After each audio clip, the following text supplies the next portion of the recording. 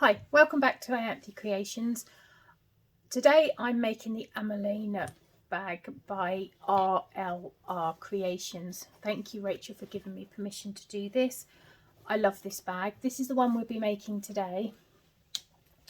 And in this video, I will show you how to do fabric overlays, because in the pattern it says for vinyl or cork, but if you can't, your machine can't handle it, whatever, then this will be easier for your machine. I've had so much fun with this pattern. You have an internal zipper pocket that runs across the middle. You have an external zipper pocket, and you have a slip pocket here, and then you have another one at the back. I have had so much fun playing with this. Because I'm in the UK, I can't always get all the interfacing that is said in the pattern. So I did this one, was my first one. Oh my goodness, I love it. It's Lycra, which I've stabilised with G700, which is the equivalent of SOF 101. I left out the Decaville light in the sides, but I put it in the front, and I also did it in the main panel in here, and on this bit here, but it got really thick. My machine struggled to do some of them, so I then did this one, which is all just Styleville and some fleece. So it's quite a scrunchy bag compared to this one, which isn't quite so scrunchy, but I love it. I think it's amazing. It's such a lovely pattern, and I did all three differently, so you could have so much fun with the combinations of what you do.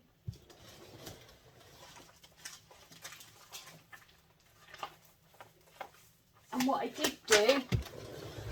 did do before I started was I literally looked at the pattern and I worked out which letters went for which part, so then you can decide what you're going to how you're going to run your pattern, what you're going to do. So it gives you an idea of what pieces you need to cut out to do those things. I hope you enjoy this video. If you like it, please subscribe and like my channel, and hopefully I will have some more soon. Thank you. Bye. I love these patterns. They are fantastic and so easy to follow, but I'm dyslexic, and sometimes I can struggle because things look overwhelming, especially when they're all in the same colour. So I thought I'd share with you a couple of tricks that I've come up with for myself, as being a visual learner as well, that makes it a bit easier. So what I do is, this is the cutting out page and this is the material list page, and what I've done is I have used a highlighter and I have highlighted each individual item, lining fabric, exterior fabric, etc. And then what I have done is, on the cutting list, I have gone through and I have highlighted exactly the same item fabric in the colour that matches here. So when I've done it, I can go with my wipeable razor, because I have to print my patterns out because I can't follow them online. I can tick off when I've done the main fabric, when I've done the interfacing, when I've done it all, I can tick it all off. And then, because it's a water erasable, I can erase it. Also, the patterns are absolutely so good, but again, it's all black and white, and sometimes I struggle with all black and white. So what I've done is I use a highlighter again, and I highlight the bits that I need to follow and any notes in a different colour, and I just find that means then I can follow the pattern easier. So those are a few of the tips that I found have helped me. Another thing that I do, again, that's linked in with this, but makes it easier when I'm cutting out to see things, I take all my pattern pieces, and again, with whatever I've used in the on the cut list sheet, I highlight the information, so then I can look, and it's much easier for me to do it that way. So those are a couple of the tips for me that hopefully maybe some of you will find helpful. Right. I'm doing something slightly different to the pattern. The pattern calls for vinyl overlays for your handles and your zipper overlay on the back, but just in case you don't want to use vinyl, you've not got that far, I thought I'd show you how I do them in fabric. So I haven't interfaced this, but I have cut out Decaville Light according to the pattern piece, and I have left this bit in because what I'm going to do is just roughly through the middle cut, and then as if you were doing a zipper over a zipper pocket, draw a line and then trim. And then what I do is I grab my glue and I run just a little bit of glue, don't need a lot, all the way around.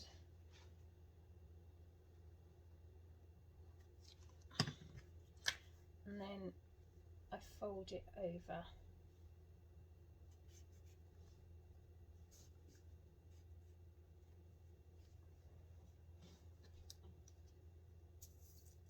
Not quite enough glue.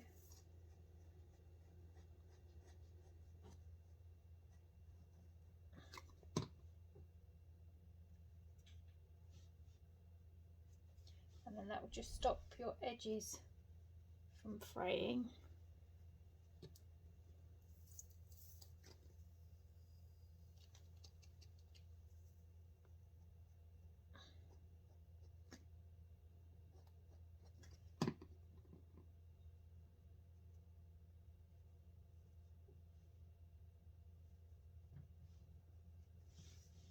And then you literally just go all the way round.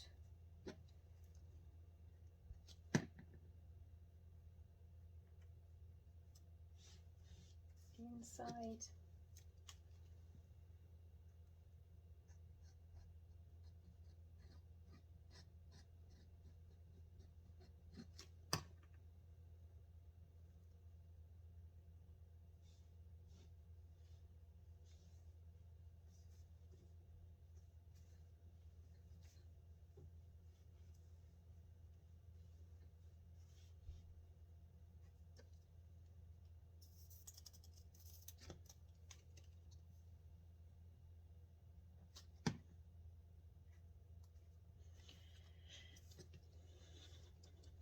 And then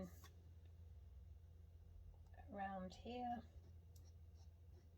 again, just a little bit. You can always add more, you can't always take it away very easily. And then just on the corners I put some snips. That just helps.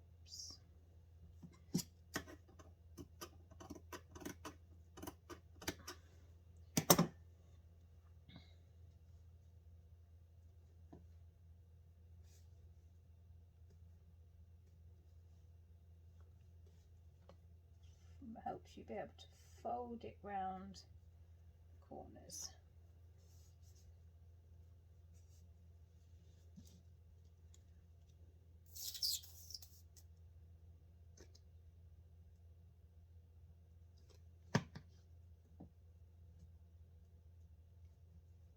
And if you're doing vinyl like it says in the pattern, then you just cut these out.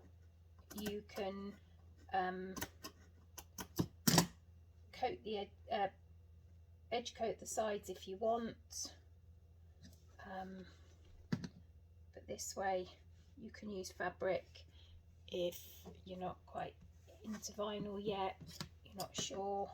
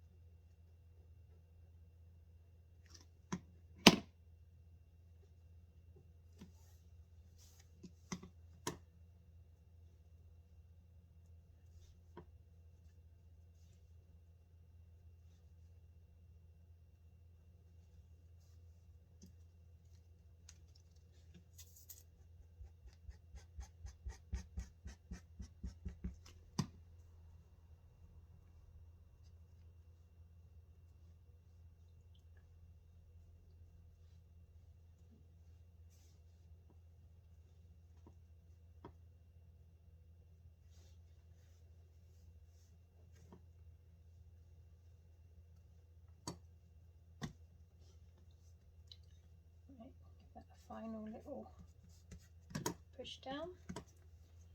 So now when you look on this side, you've got no raw edges and it's all folded under. So now just pop that to one side, we'll use that soon, and that glue can dry. Now these are the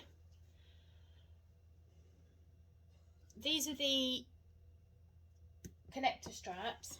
Again, if you're using just vinyl or cork, you can leave them because they have raw edges, but as I'm doing fabric, I am going to cut round with a small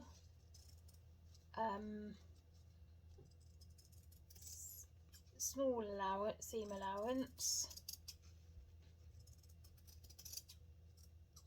and going to do exactly the same thing again.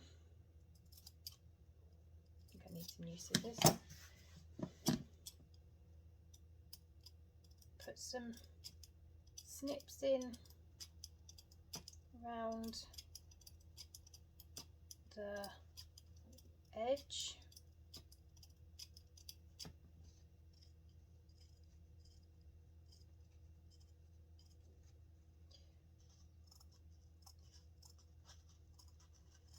That's better. And again,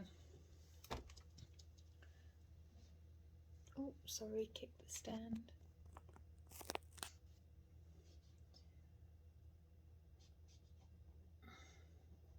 A bit of glue.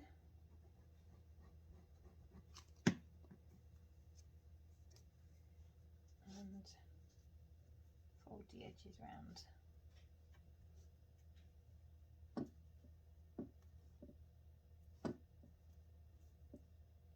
Making it as tight as you can.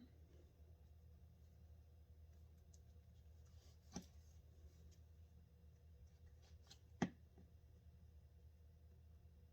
you get a nice tight edge.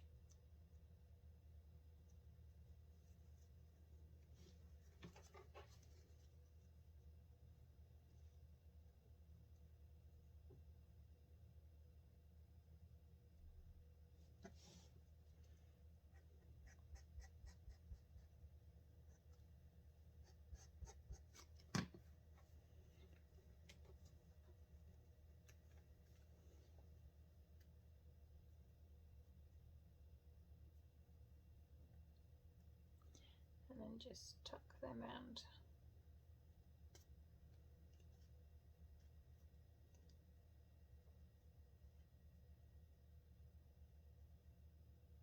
I mean, if you wanted, you could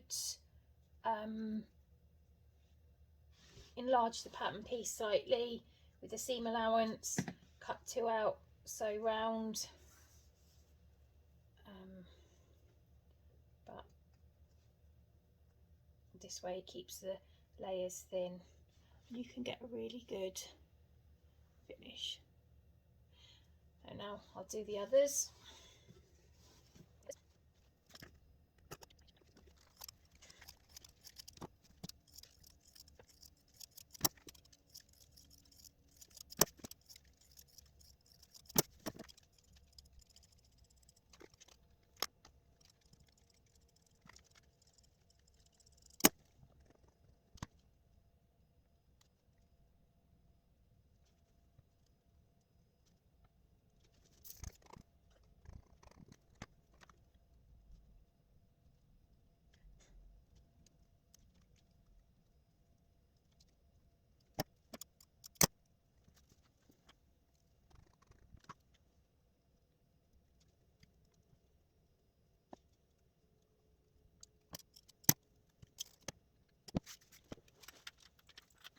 Right. Now I've done all of those. You can see they're there. Yes, I do have gluey fingers now. Now what we're going to do is take our D-rings, rectangles, whatever we've got, slide them on, and then we're going to bring this down so that you've got a nice finish. And then love a bit of glue. You could use double-sided tape, but I quite like the glue, and so long as it's dry, my machine's fine going through it. Put a couple of clips on just to keep it in place, and then do the same with the rest so they are all equal.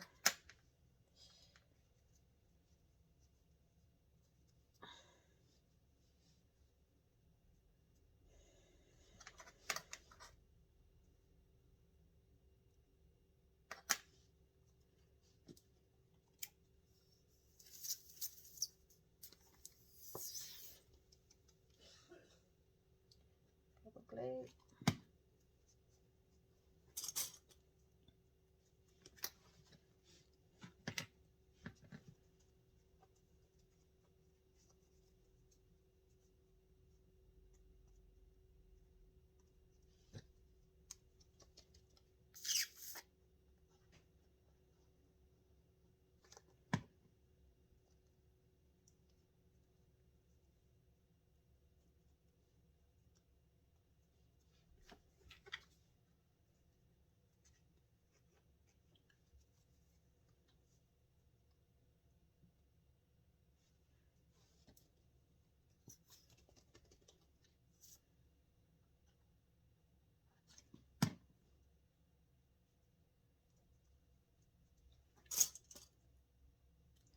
Now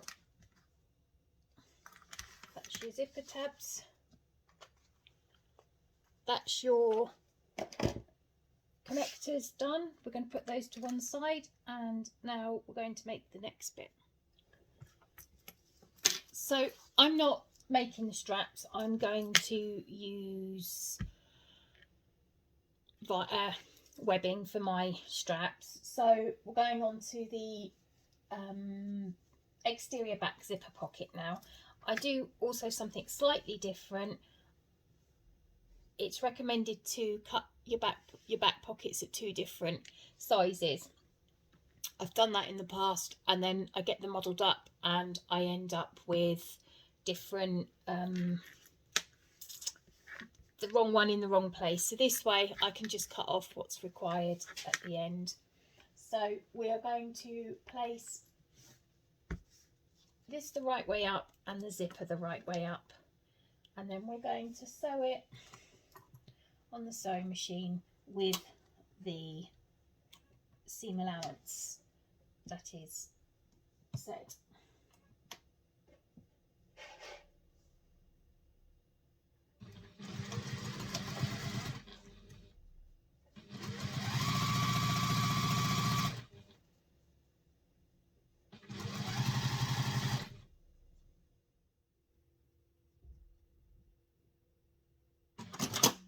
Sorry about that, it went blurry. Hopefully I've sorted it.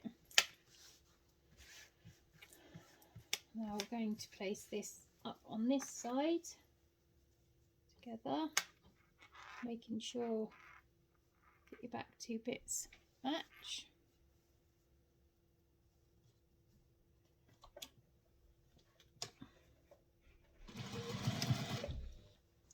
Sew together with a 1/4 inch seam allowance. Sew together.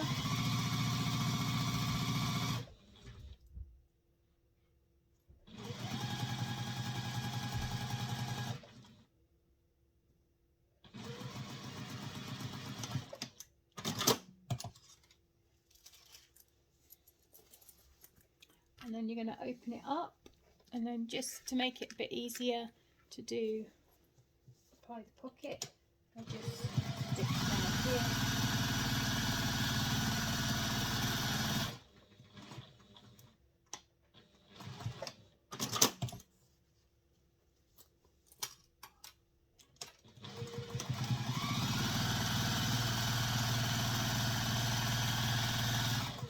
That just keeps your zip nice and flat.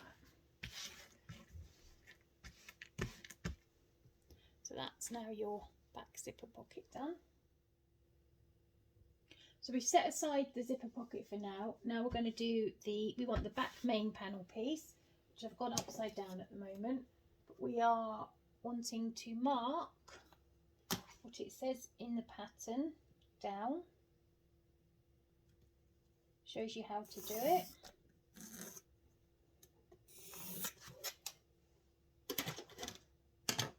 Now, this is where I do it slightly different because I'm a bit accident prone, and if I try and use iron-on interfacing, I burn myself. I melt the interfacing on the up, so I do it out of a strip of fabric. But this is your zipper facing. Now you're going to want to mark down what it says on the instructions.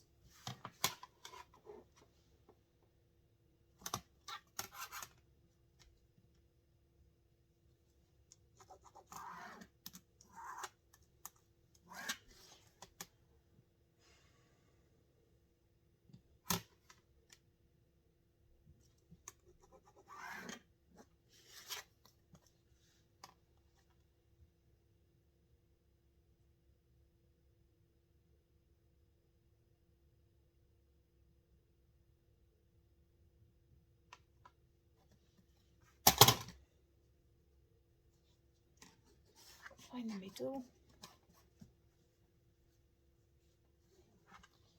and then you are going to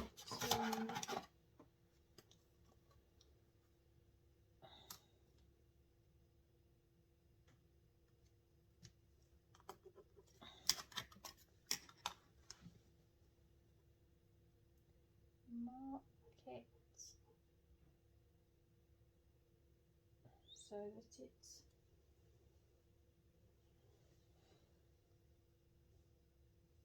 as long as required in the pattern. Now we're going to place this on this line. Find the centre.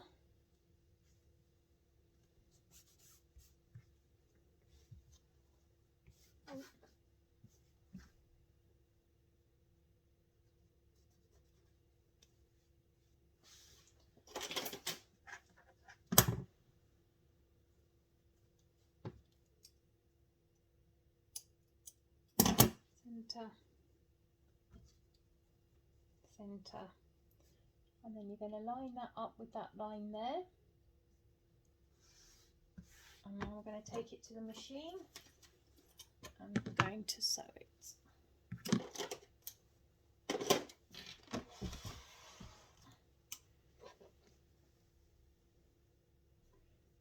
Make your stitch shorter.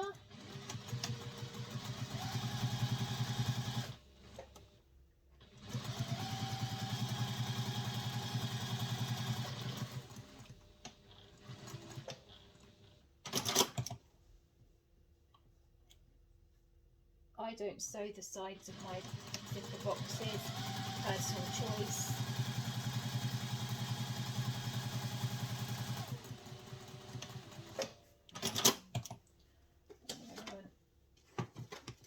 Rotary cutter, cut down the middle, and you're going to cut your corners, cut as close as you can without cutting your stitching.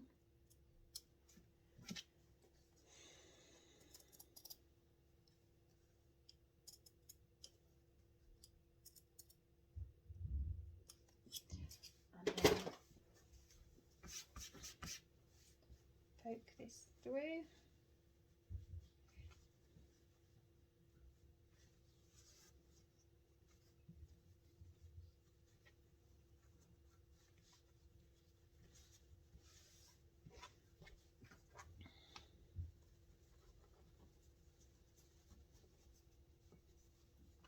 Once you've poked it through,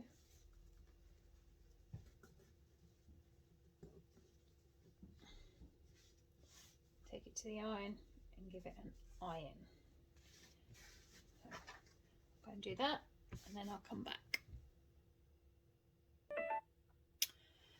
Right, so I have ironed this over. It's all nice and flat. So now I'm going to take our zipper pocket that we did earlier, and I did bar tack across the end so I don't lose my zip. Done that enough times. I'm going to place a small amount of double-sided tape along here.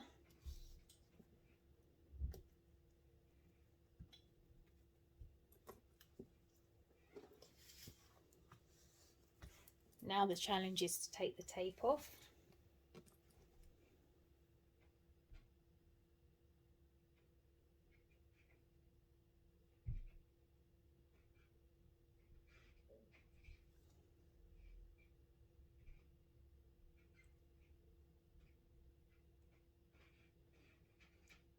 I can hear one of my kids moving around upstairs, creaking of the floorboards.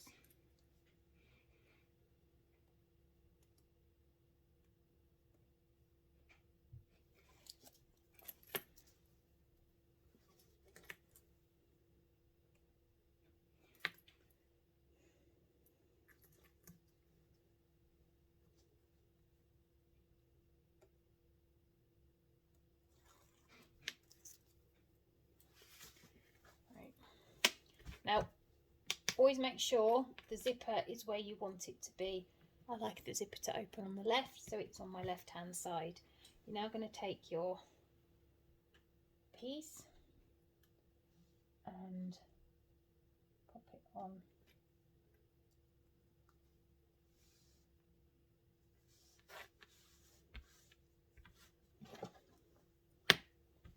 That's pretty spot on. Now we're going to just sew round the edge when we've got the zip where we want it.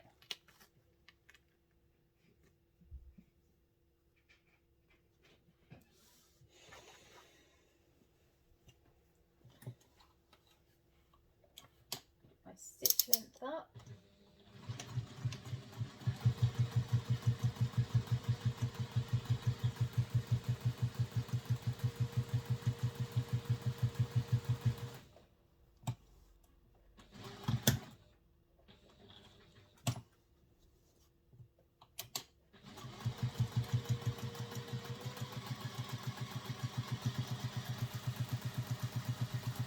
When I get to here, not forgetting to poke my zip through.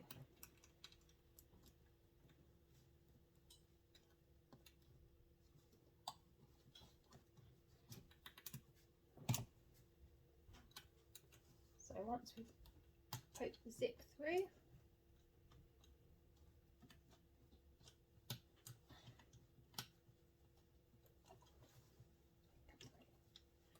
I'm trying to get the zip through.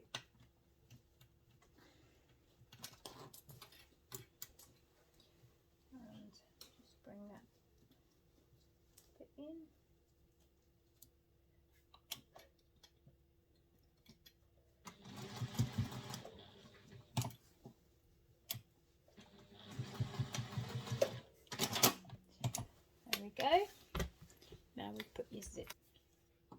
now going to sew the overlay over. So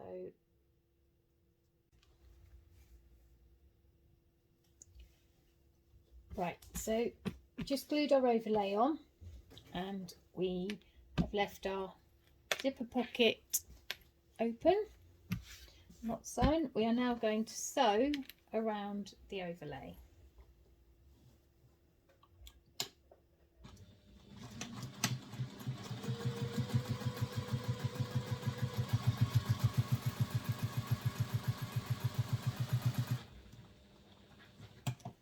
Making sure that the zippers are open on each end.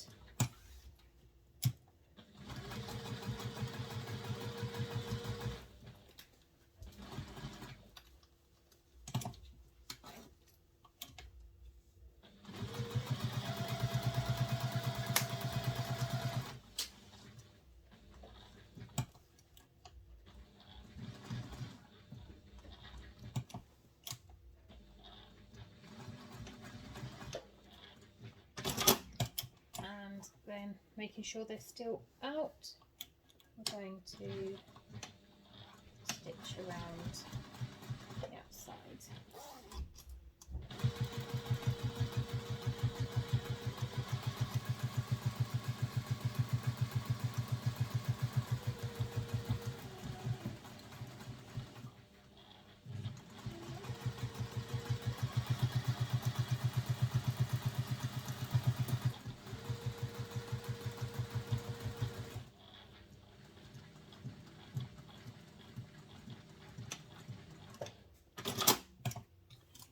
Lost a few stitches just here where I went off, so let's just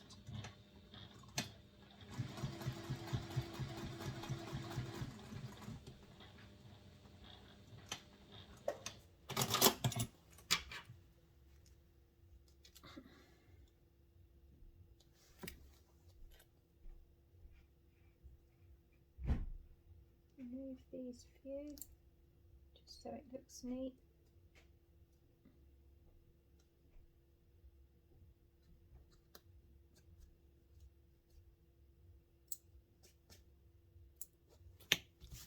There we go.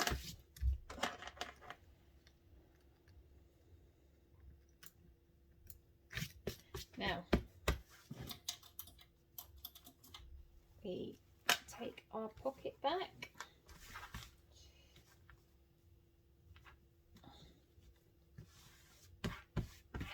and trim off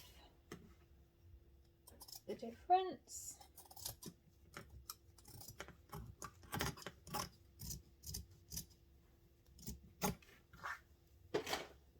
And then I like to fold these back so that when you go to sew the pocket up, once you've turned the bag, you've got a nice clean edge to be able to do it on. Now we're going to sew down these sides, making sure we move the lining, the front of the bag out of the way.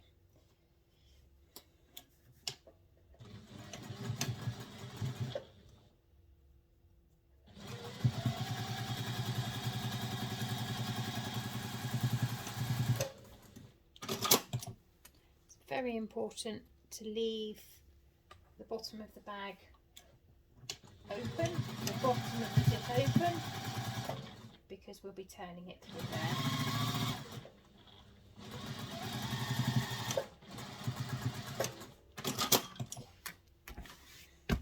Now, got a fully functioning zipper pocket. Okay, so you now put the thing overlay on your bag and give it a quick press, and then what I'm going to do is I'm going to add the interfacing and the fleece now, because when I added it on before it was really hard to turn the to add the overlay. So I'm using Decaville Light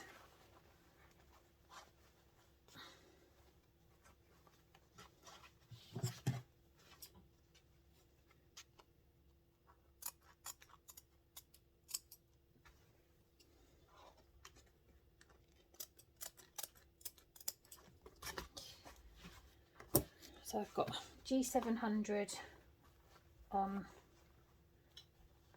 the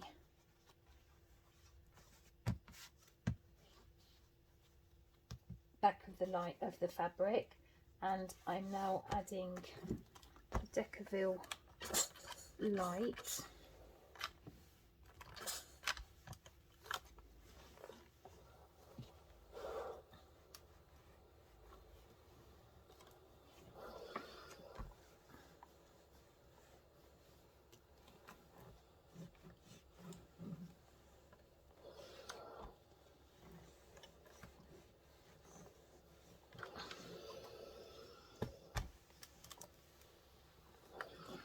And then on top of that, I'm adding this is H640 fusible fleece, which I cut the same as the stabilizer requirement. So I cut the Decaville light the same. My Teflon sheet.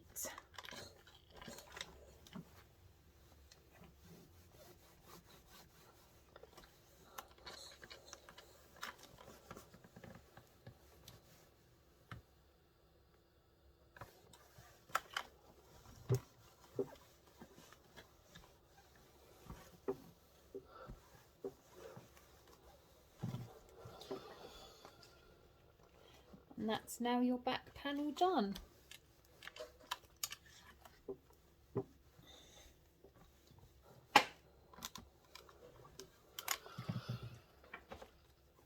So now we're going to set that aside for now, give the Decaville a chance to dry. Make sure your zip's unzipped and that you haven't accidentally fused your pocket somehow. Place that to one side, and we'll now do the next bit. You're going to want piece C, D, E and F, and this is T and S, and your zipper. What we're going to do is turn your zipper without pulling your zipper pull off, bar tack across,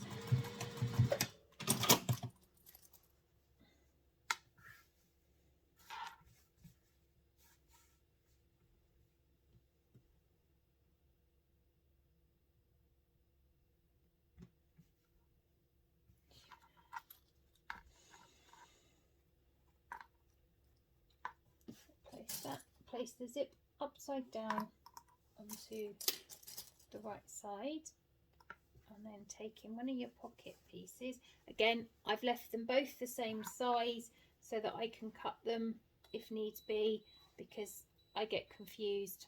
I'm easily confused. Line your two zips up.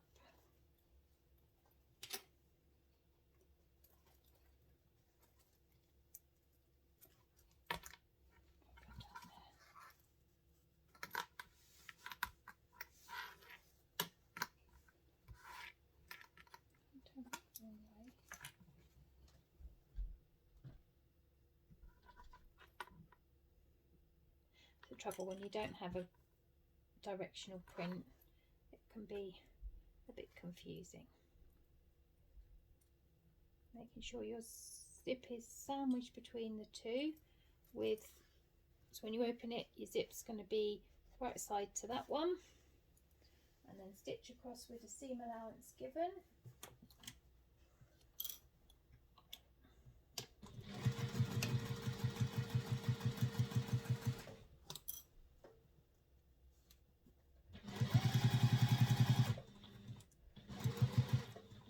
Towards the zip, I'm just going to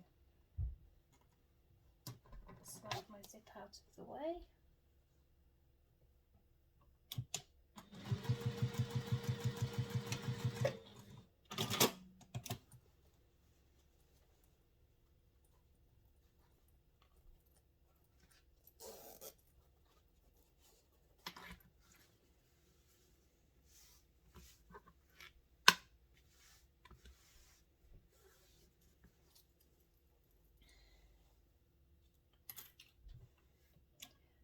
just going to top stitch that down.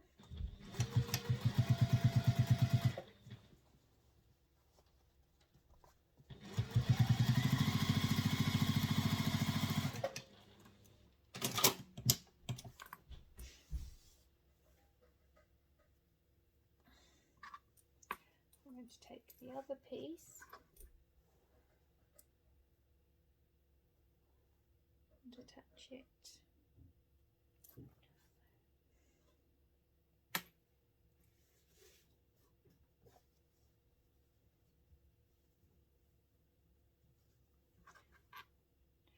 My cutting of my lining's obviously slightly out, but that's fine. We can trim that up. Now I'm going to sew this.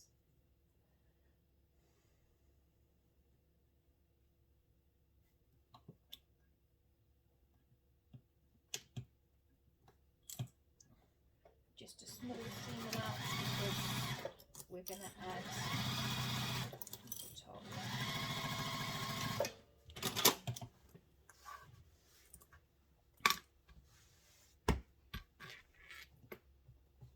So across the bottom.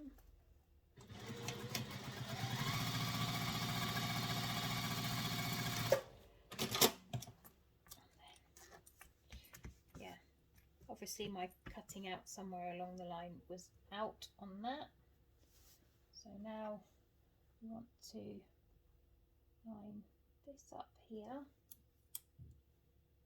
So you're going to put the straight edge to the straight edge, and then what I'll do is once I've sewn it, I'll cut it.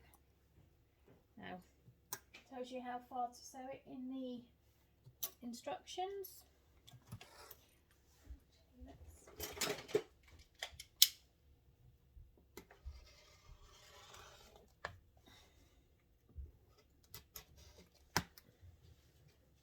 Off and sew down with the seam allowance.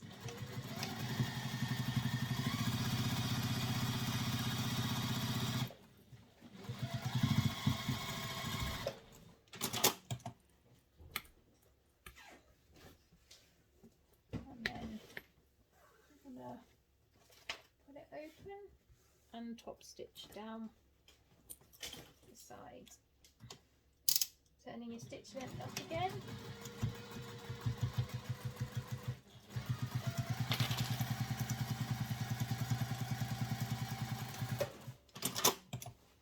And then take your other side piece and we're going to add it on to there.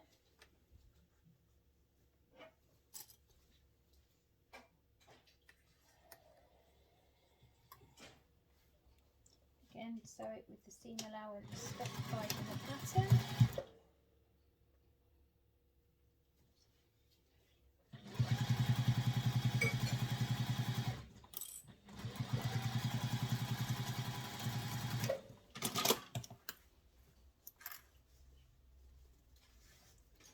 And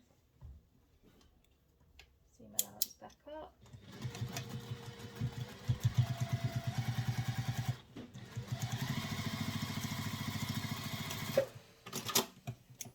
Down the side. Now you have your front pocket, put your back on it. So now we're going to add this bit across the top. I like to pin each end.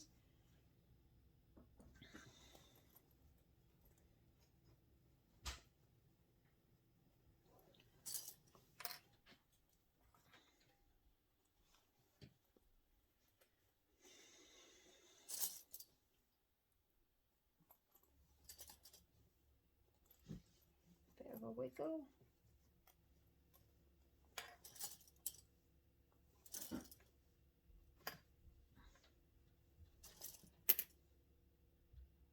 And now we're going to sew that with the seam allowance in the pattern,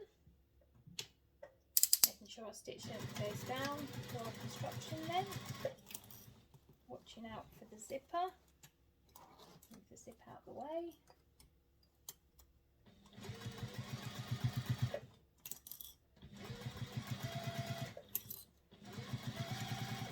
And then if you're getting close to the zip, move it back out the way.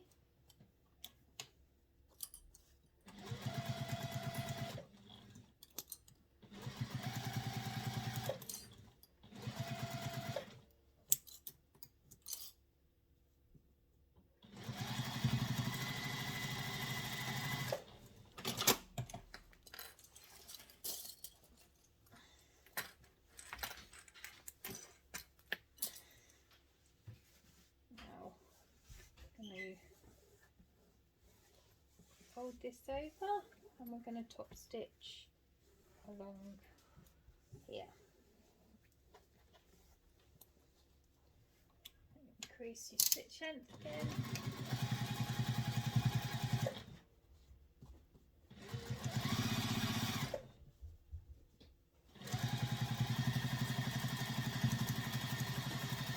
And so now we're going to get the fleece and the Decaville light to add on to the back. So we've got our completed back panel and we've got a fleece and our Decaville light, which I cut to the same as the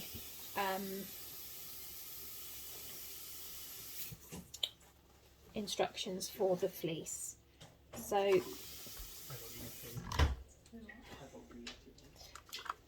I do apologise if you can hear my kids in the background. They've come down to make coffees and drinks. The joys of being in the lounge.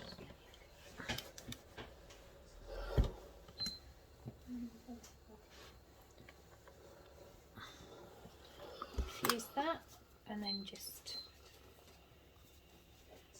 using just all fabric. I found the Decaville, putting that on all of it was too much for my machine.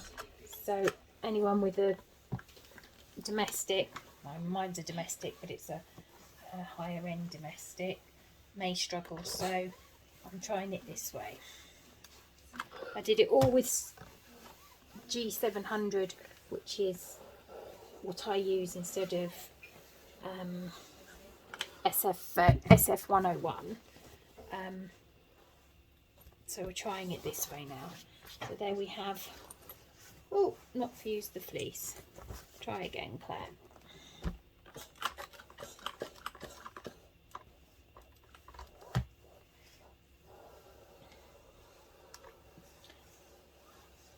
I did one and I fused Decaville light to everything and it was a real struggle.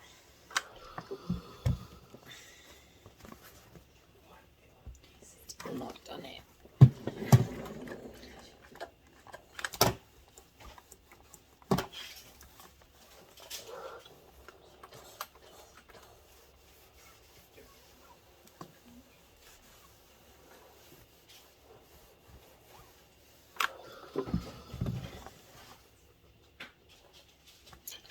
There we go, that's our finished front and our finished back.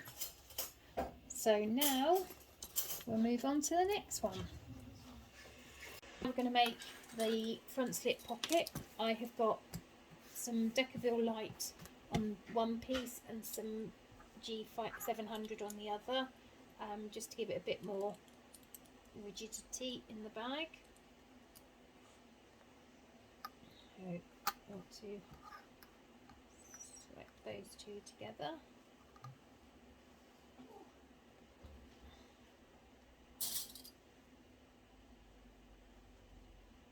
And then we're going to sew them together using seam allowance in pattern, making sure we're down to our construction strip. That will be the kettle boiling.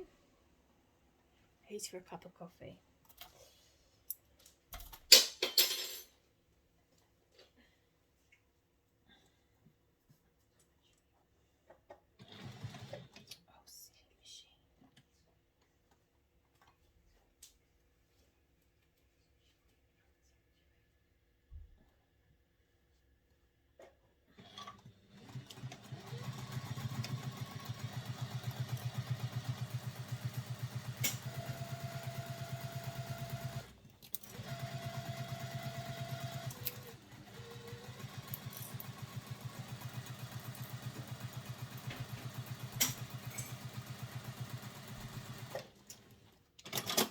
then taking your scissors, pinking shears. I use pinking shears because we're on a curve. It helps turn the curve. It helps it lay flatter. If you don't have that, you can just trim it down and do a few points into it. Now to turn it round.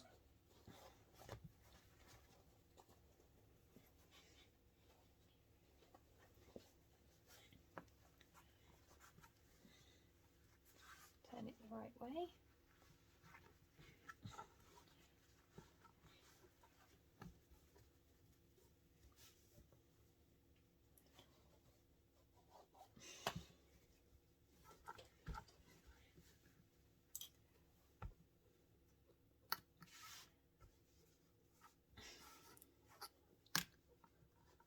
So we're just going to give that a quick press and I'll be right back.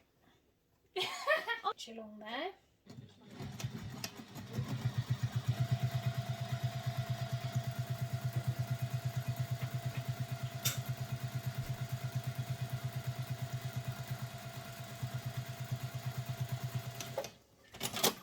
And then we need to grab our front pocket.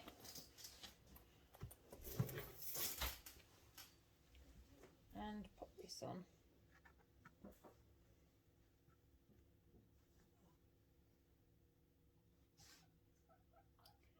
That'll be the guinea pigs you can hear. They've decided to get them out.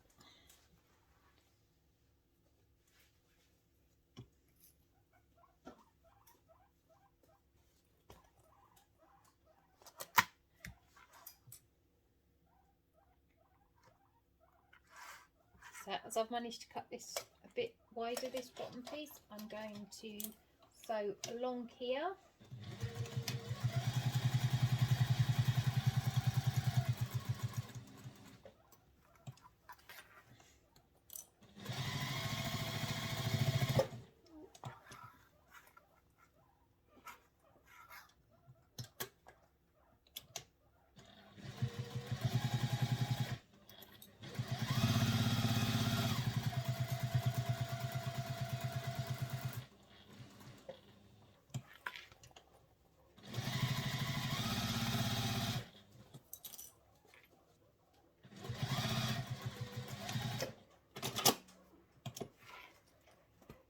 And then I'm just going to trim off the excess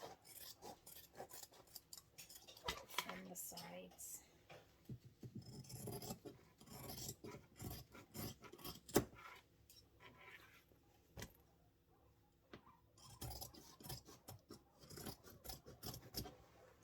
There we go.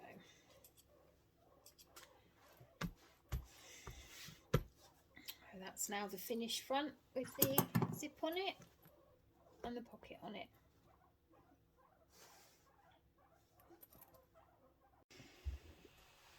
Now we're going to attach our connectors for our handles. So I'm going to stick mine on, a bit of glue again. You need to find the centre of the bag.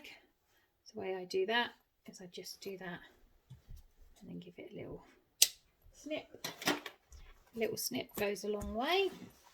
Now, following the instructions, we are going to need to do a line, and then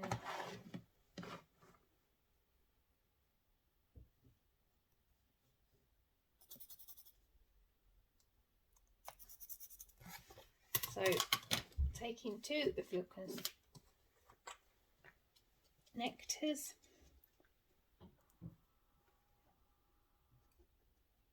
add some glue, and then in the middle of the square, just trying the X you've just drawn, place place your connector.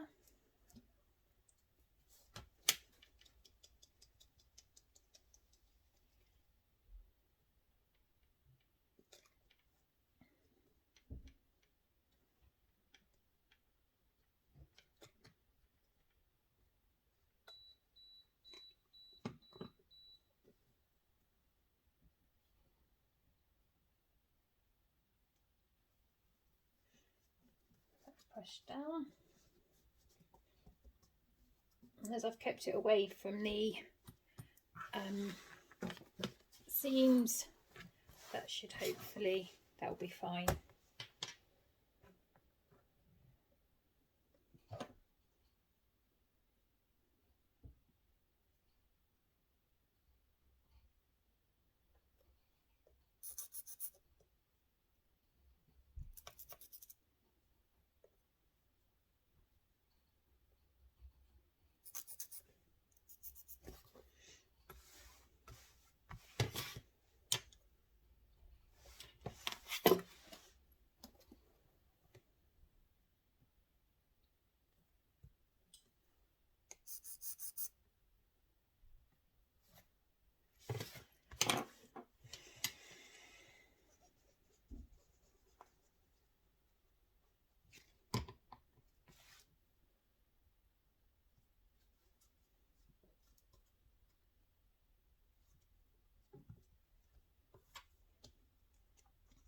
If your machine struggles with going through vinyl and things, then this is a really good way of doing the connectors, so you can get them, and so you can put them on.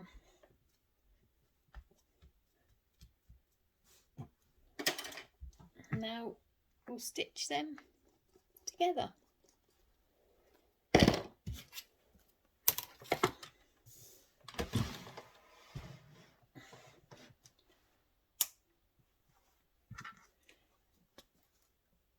Now, the way I like to do these is I turn my stitch length up again,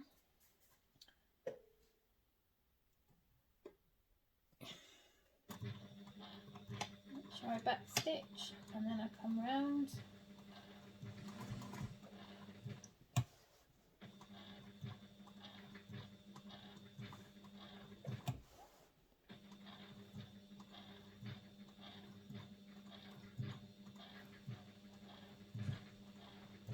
close as I can, and across, and then turn it, and this is the tricky part, go backwards, so I can turn my foot round,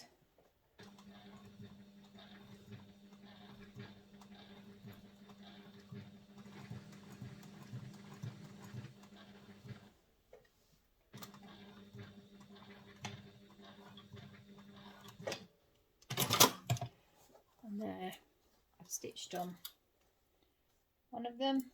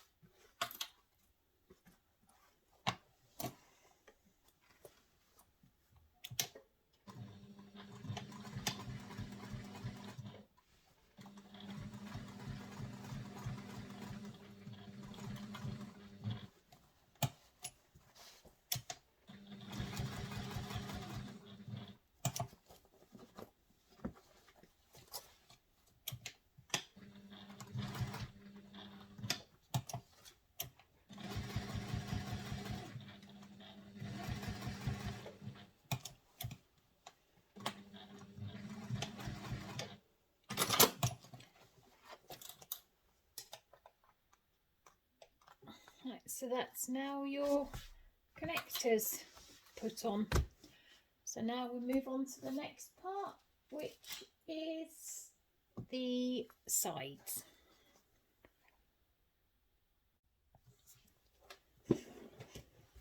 Now we're going to move on to the side panels. I have already added the fleece and Decaville light to the side panels.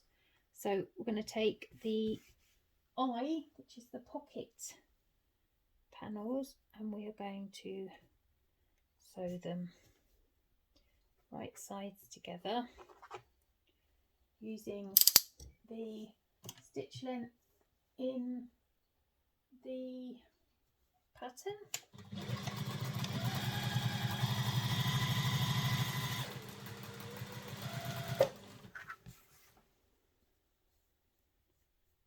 I have only interfaced on the sides.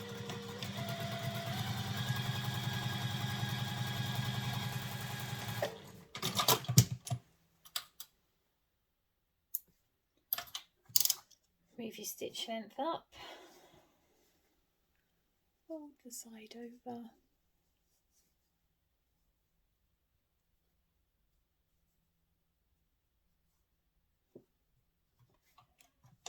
back to my top stitching length.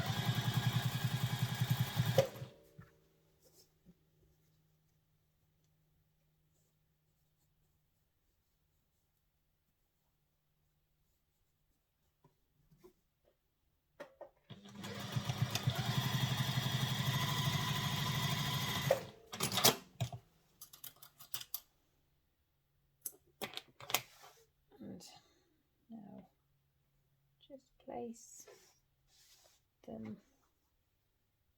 on the top.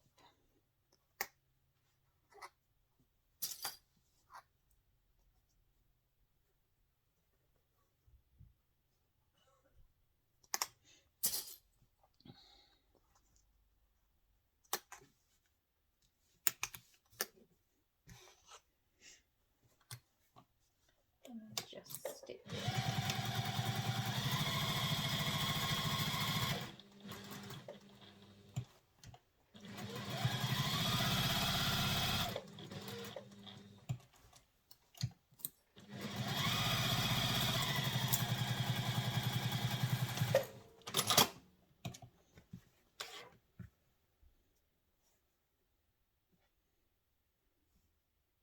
I've put the bit with the G700 on the front of the pocket. I'm just going to baste it down like we did the other one.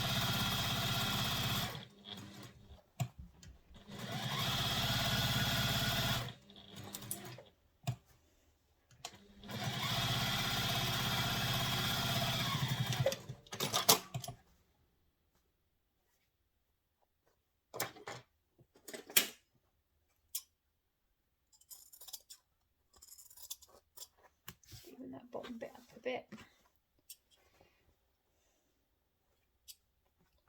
Right, so that's now the side panels done. This is where, if you were putting your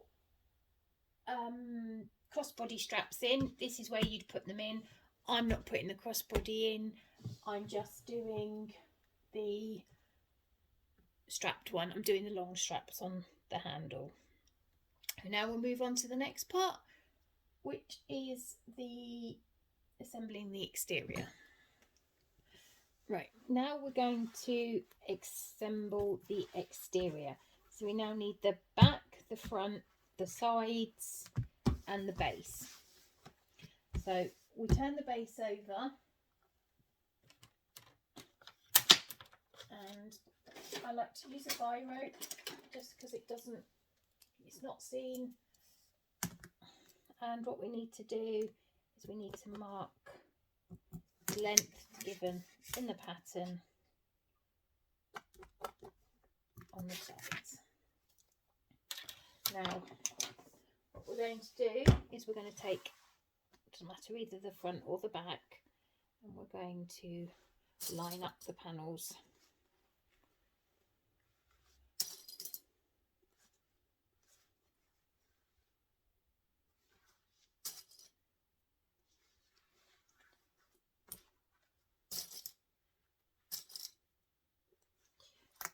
and we're going to sew them using the seam allowance given. Making sure we go down to the construction length stitch, and also starting and stopping at those 2 marks we just made, remembering to back stitch. This is quite thick, this bit, so we need to go slow and steady.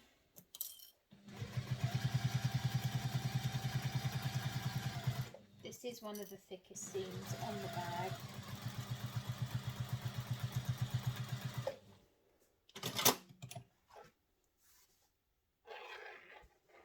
Seems to be a bit wavy there.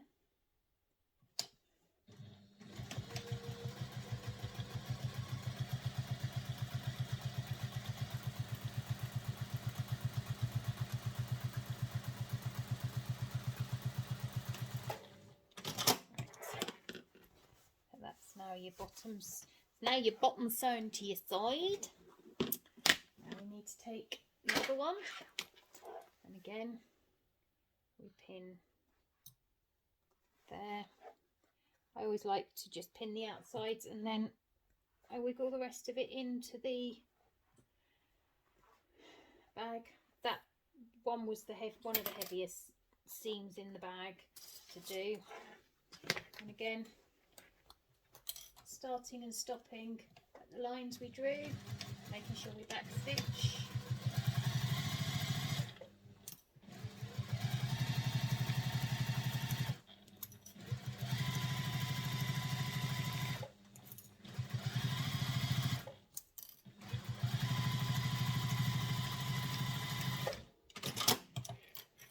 Now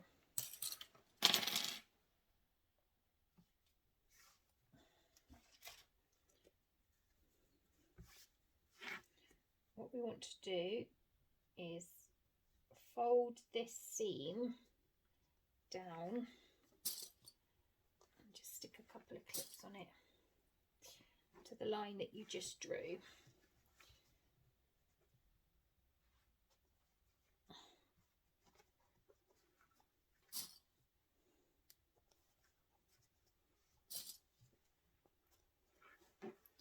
Right, now we take our side, we'll start at the top and pin it, and then at the bottom and pin it.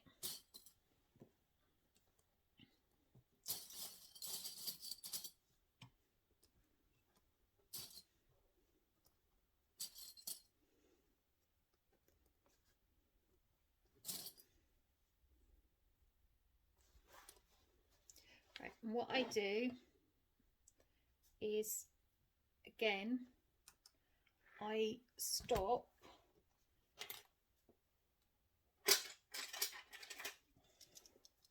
just short of where I don't sew right to the end, because I find that it's a bit too hard for me to then sew all the bits in. So that's what I do.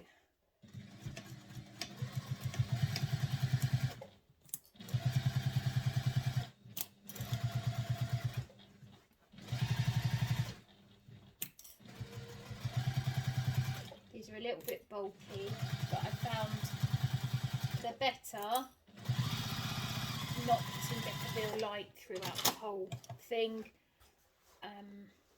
because I don't have access to the Pellon, as it's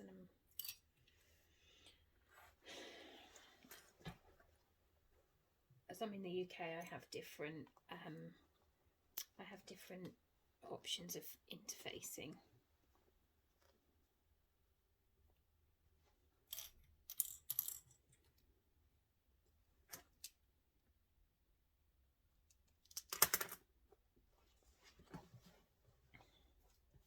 And then making sure to start and stop.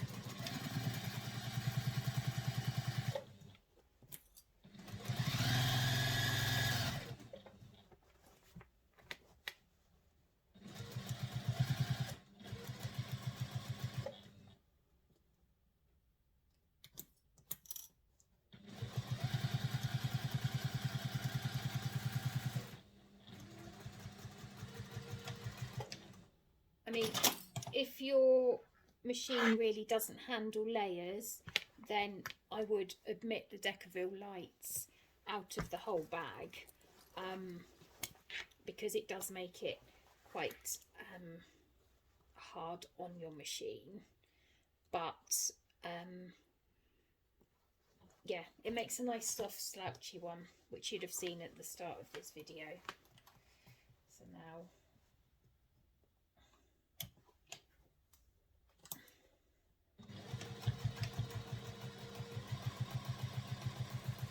across the bottom.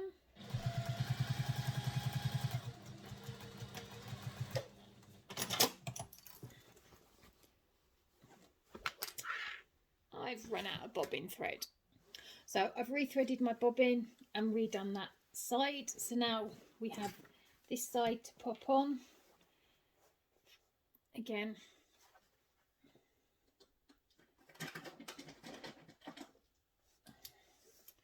Make a little mark on the bottom, just makes it easier, especially if you've got vinyl in there, just to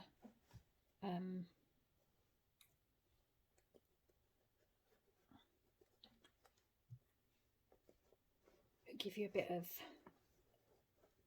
room to smush things around.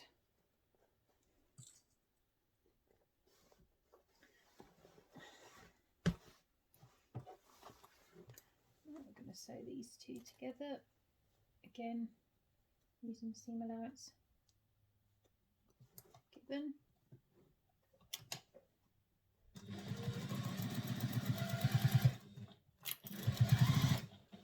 Again, these are quite thick, some of these sides, so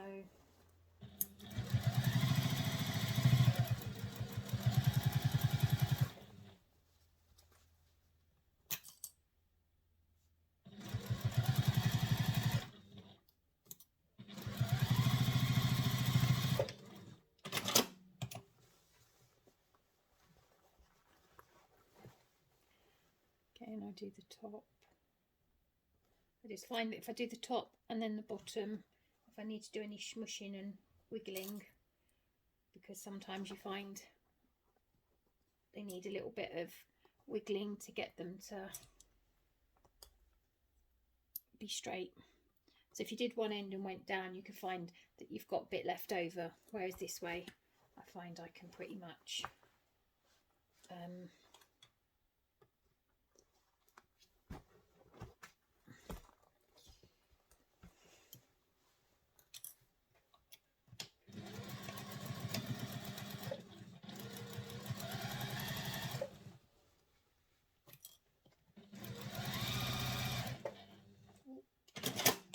my seam allowance there.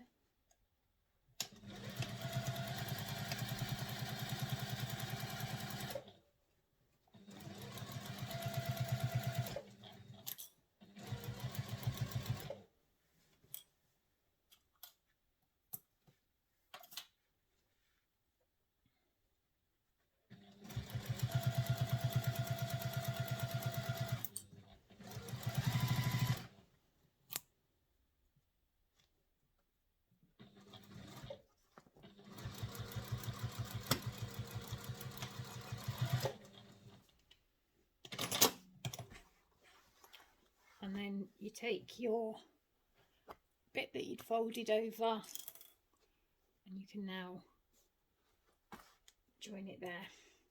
And I find if I don't go all the way down to the end, so I leave a gap there, then it's easier to sew.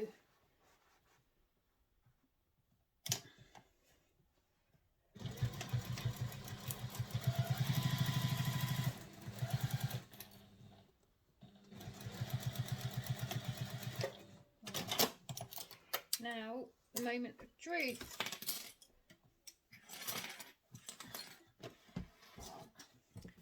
Let's turn the bag inside the right way.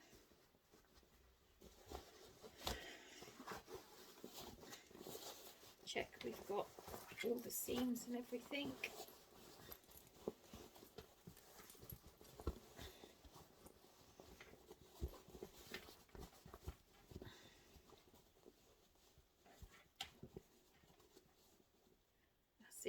I've not quite gone in far enough there, so I will turn it round and I will fill that one in.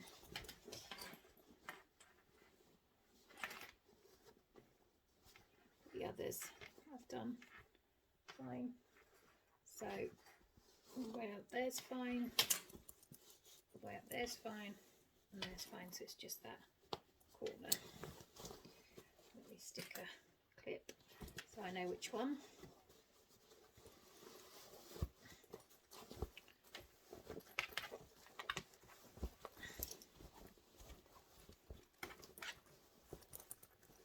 Turn it back.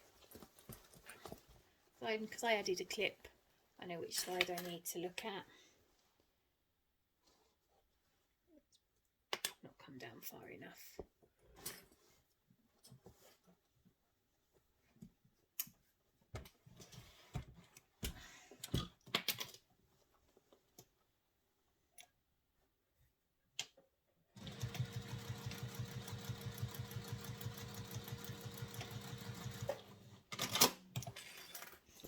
That's it. Yeah, I've done it now. It's sorted. So what we need to do now is grab our scissors and just cut our seam allowances down to get rid of some of the bulk. I know people say, oh well, why not take a smaller seam allowance instead of cutting it down? It's easier if you have a bigger seam allowance. You have more manoeuvrability for mistakes. If you've got a very small seam allowance, it can make it a little bit more tricky, because it's always better to have some to cut off than not have enough at all. So that's the end of the exterior done. So we will now go on to the interior.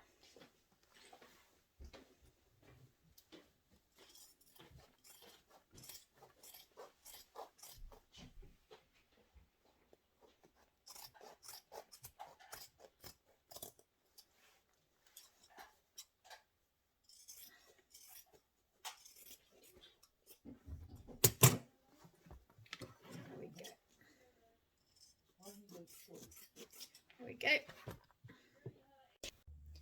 Now we're going to put the interior together, so you'll need pieces K and pieces L. And what we're going to do is we're going to place one on top of the other, pin it in place.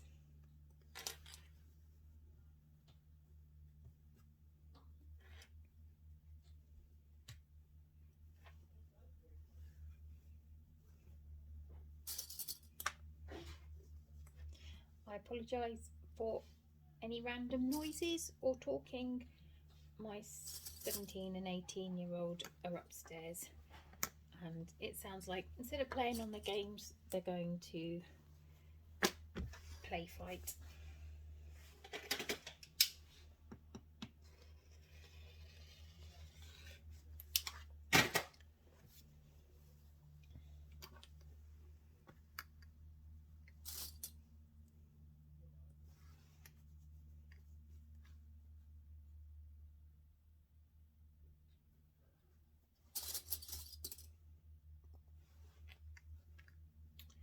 Question is, will I get this done before the school run, or will I have to do it as another video tomorrow?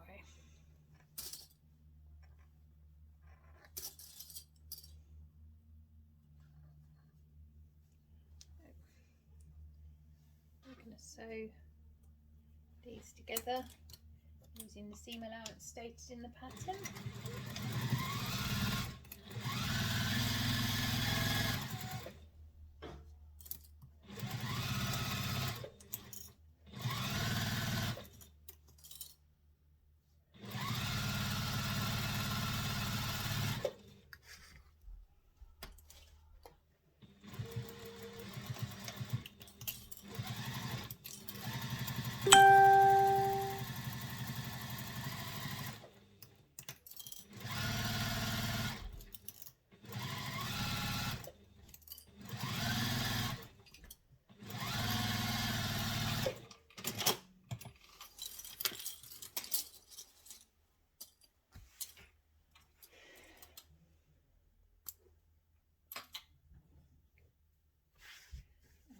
to fold it up.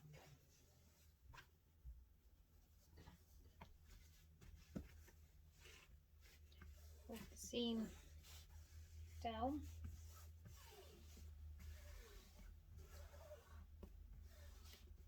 And we're going to sew across there.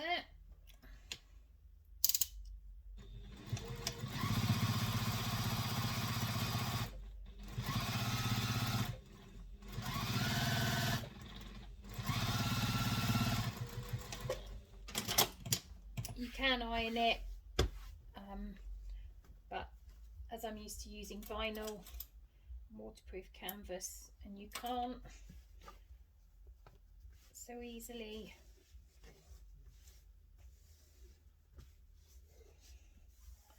You're making sure that you're folding the seams down towards the bag, and then your top stitching.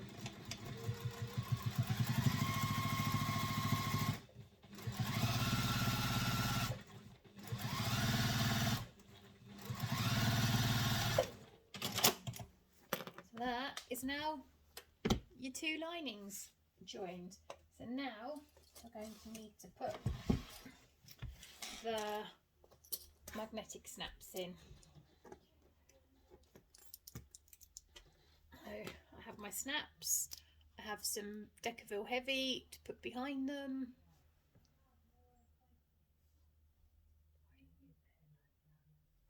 and my seam ripper and a pen. So now we need to find the middle. Like always, just put a tiny little snip in. It just means then you don't lose it. I used to use pens that disappeared, and that was all well and good, but then I'd end up not being able to find it. So we now need to mark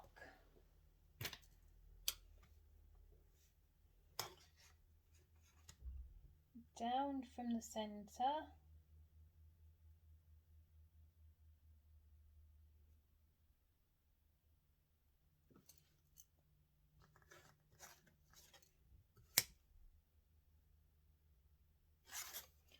and then take your little thing, washer,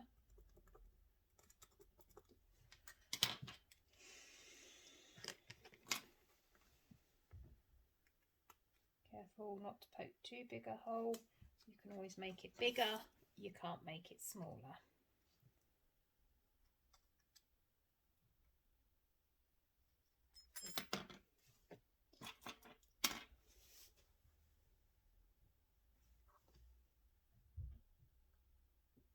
Poke it through, poke your Decaville Heavy or whatever you've got, just to add some stability behind your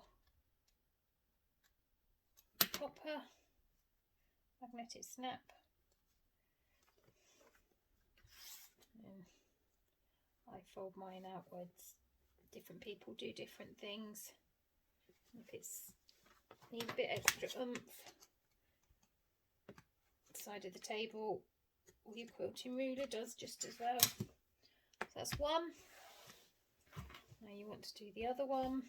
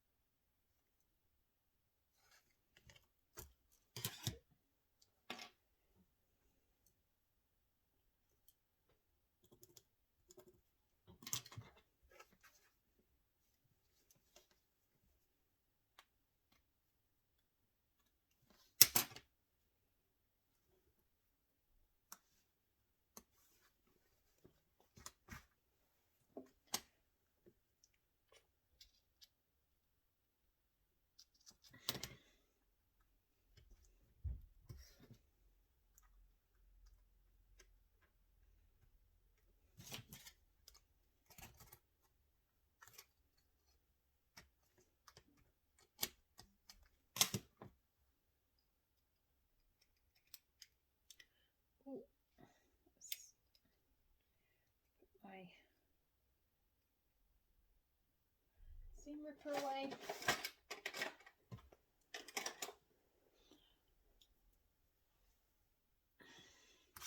That's your 2 poppers now done. Okay, so now we've done those, we are going to do the slip pocket. So grab your slip pocket bits and we are going to sew all the way around the edge, leaving a gap for turning.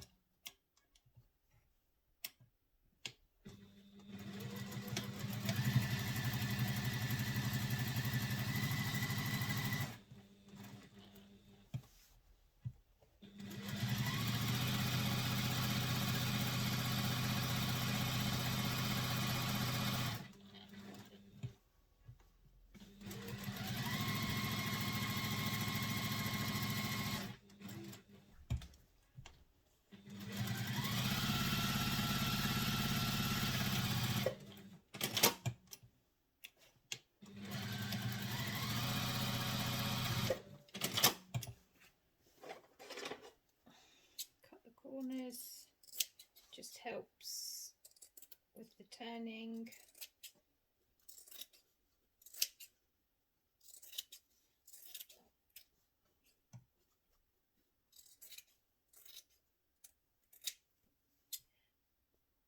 Makes less bulk in the corners when you go to turn it.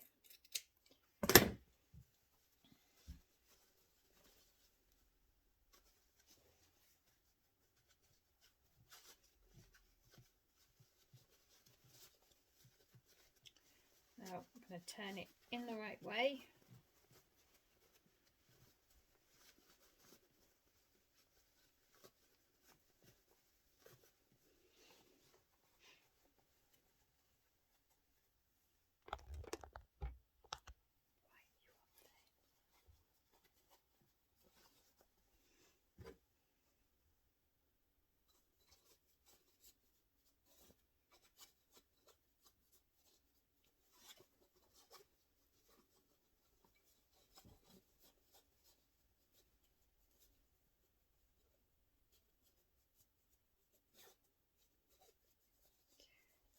To poke the corners out.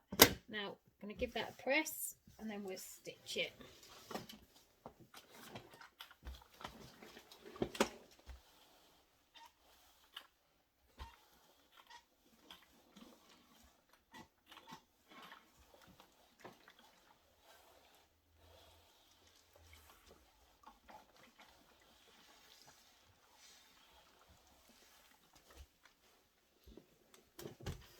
Now we're going to stitch it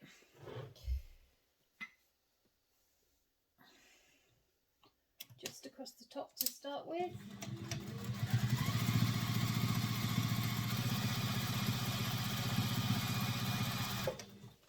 And then we're going to grab our main panel and we're going to pop it on.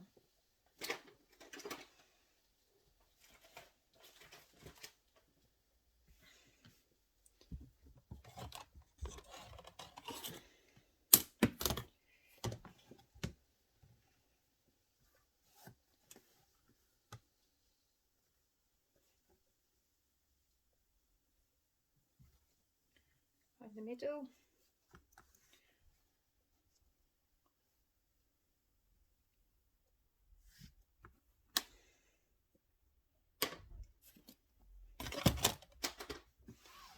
We're going to stitch that down.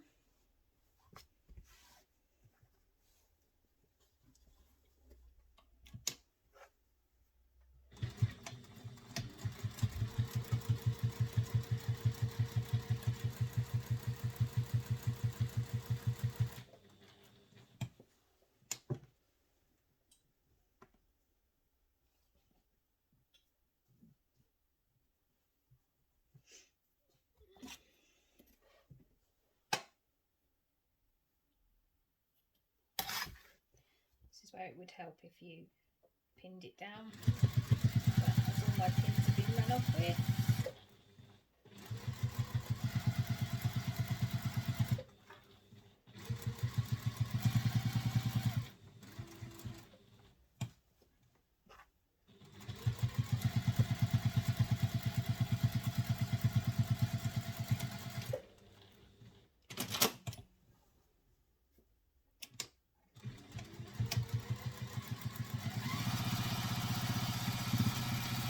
you can split the pocket however you want to split the pocket. I've just gone down the middle, and that's your slip pocket put on. So now we are going to do the divider pockets. Right, now we're going to do the divider pockets, so you need your M pieces and your zip. Now it tells you how long the zip needs to be once your tabs are on in the pattern, so make sure it's that length. I folded mine over both sides, and I'll just do one set of stitching, but you can follow what the instructions say if you'd rather.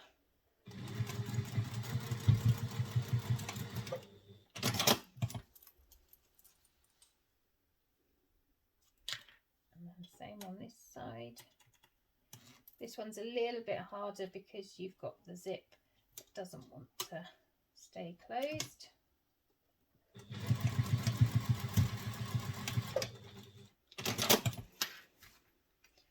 Cut the pieces.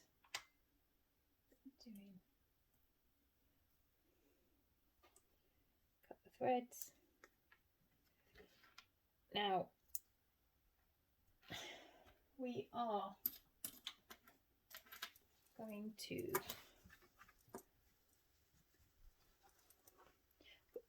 two ways of doing this. You can either do it this way and then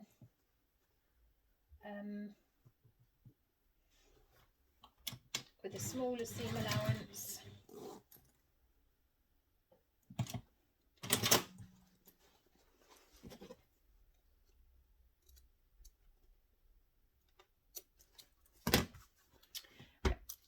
taking your zip and taking your pocket. I'm going to have this on the outside and that's going to be the inside, so I want to put my zip down, face down on the right side of the fabric.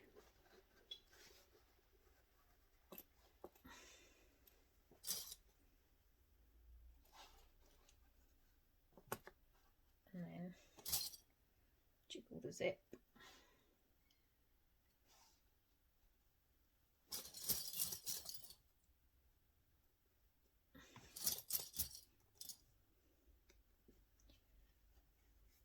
And then what you can do is you can either stitch that with a smaller seam allowance and then add this one, or you can pin the two together. It's entirely up to you on what you're happiest doing.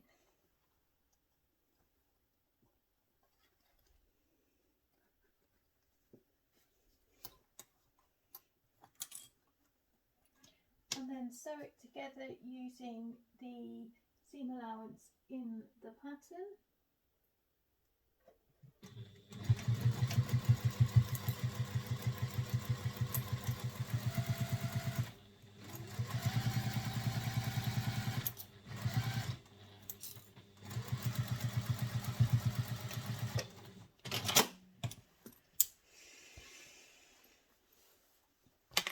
Now you've got your zip, pull your bottom bit down, your top bit down.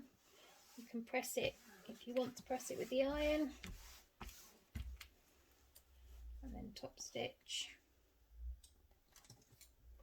it back up to your top stitch length.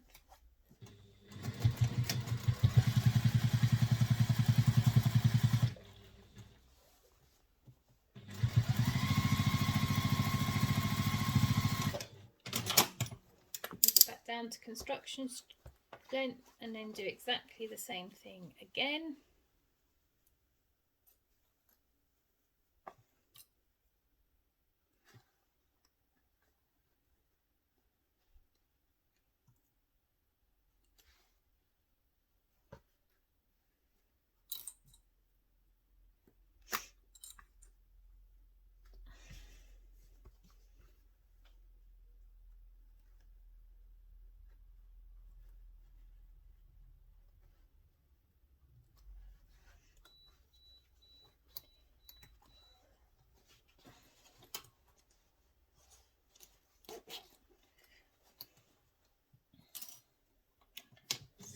again using the seam allowance stated in the pattern.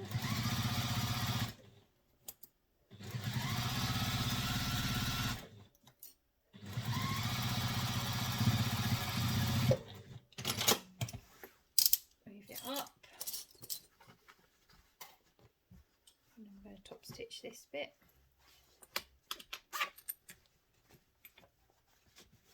Give it a tug. Give it a finger press.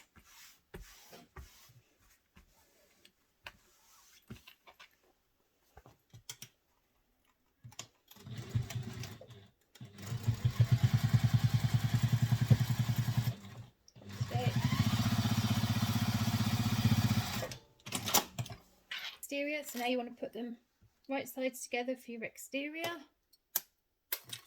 and pin, clip, again, clip, again, clip, and clip. There. Now you're going to take these to the machine and you're just going to sew just this corner on all 4 corners using the seam allowance stated.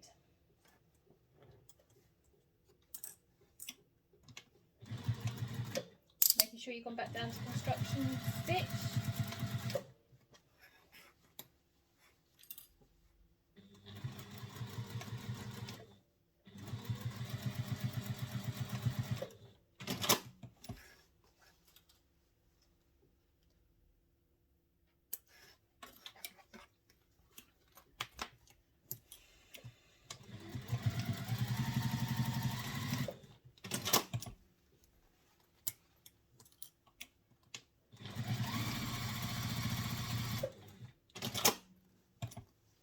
Now unzip your zipper and you want to pull them so they are wrong sides together.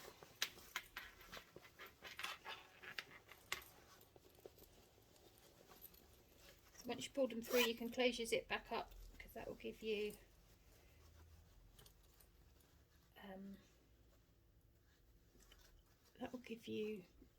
your be able to pull against it. And then what you want to do is you want to nest the seams. So I just put one way and one the other. Make sure they pull down nice and flat in there. You want to just wiggle it until you have it all done.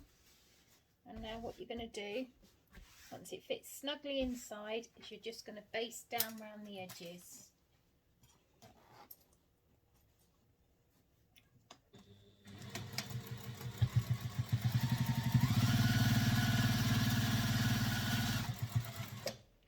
But not over those corners where we've already done.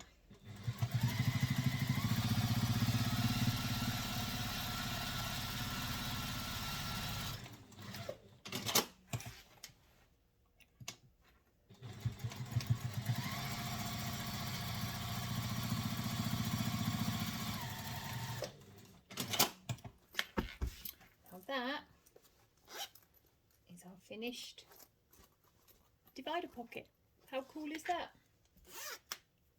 Now we're on to the construction part.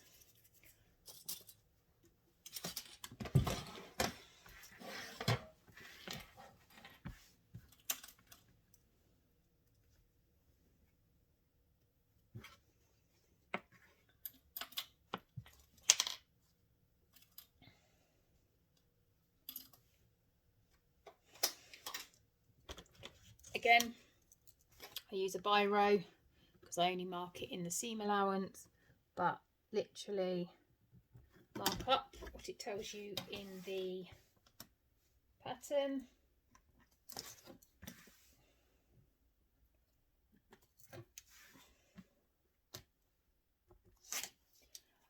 And then what you're going to do is find the middle on the bottom,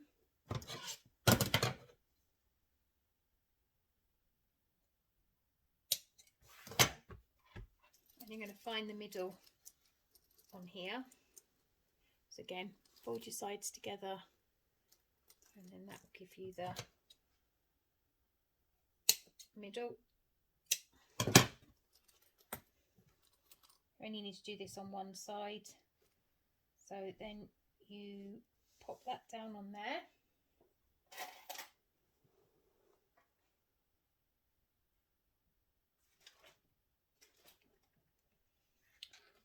And now clip that down.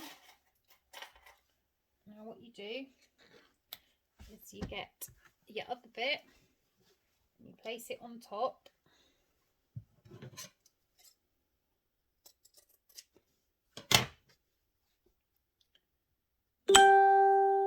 Matching your corners.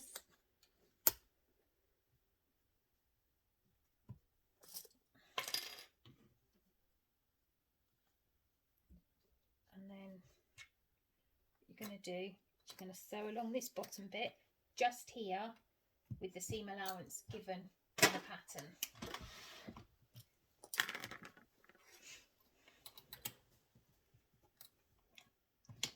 Got it on construction length. This will get a little bit bulky as you come to the in divider bit, but I have found not putting, just putting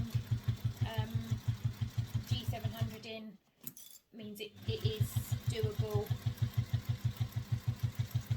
My machine didn't like doing it with Decaville light in there.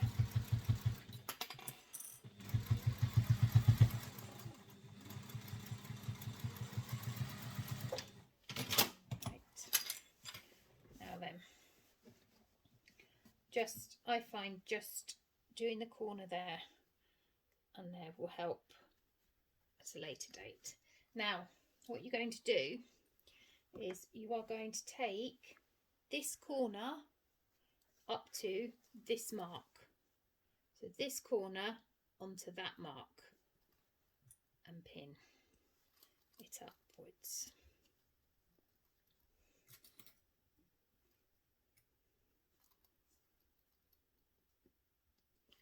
So then you're going to take this and you're going to pin it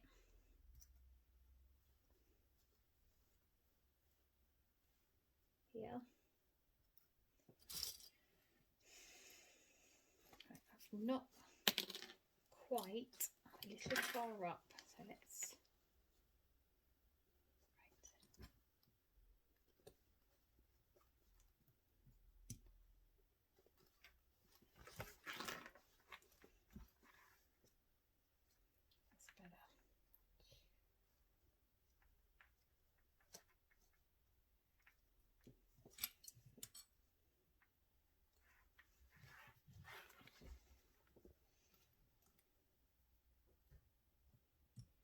and then pin the two together, lining up those corner seams.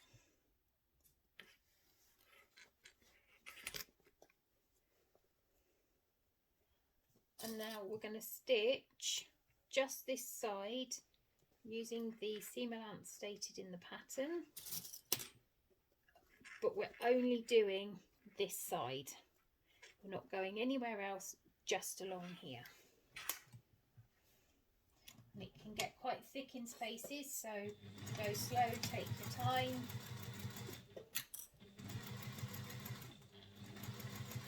You may want a bit of a hump jumper.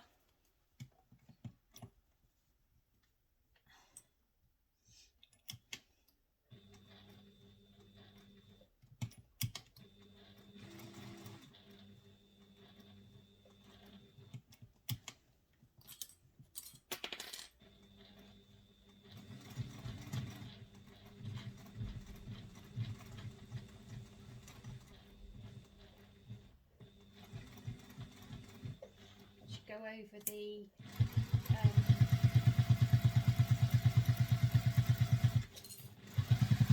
zipper tabs and things down to the bottom, back stitch, and that's that done. going to do the same on this side. We'll take this corner up to this mark that was marked earlier and pin, and then pin along.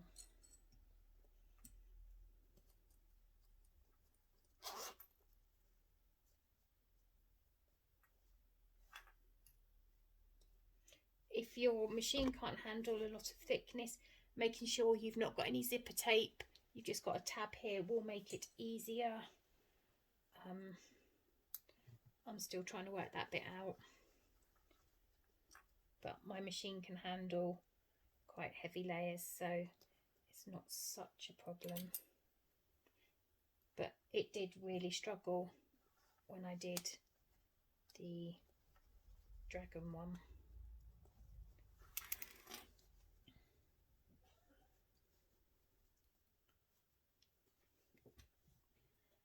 And now we're going to sew that again using the seam allowance stated in the pattern.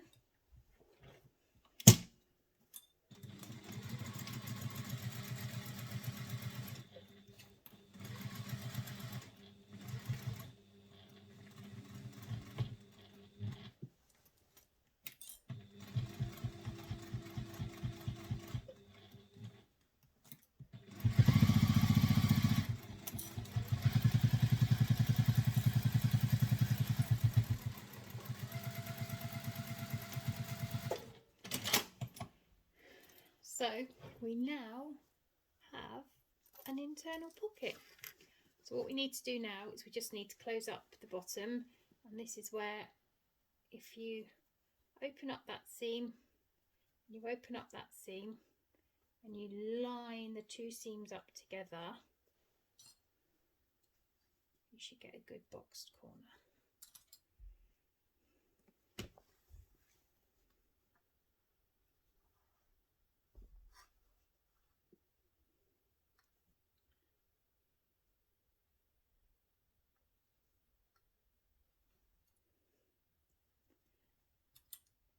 Now you sew it using the seam allowance given in the pattern.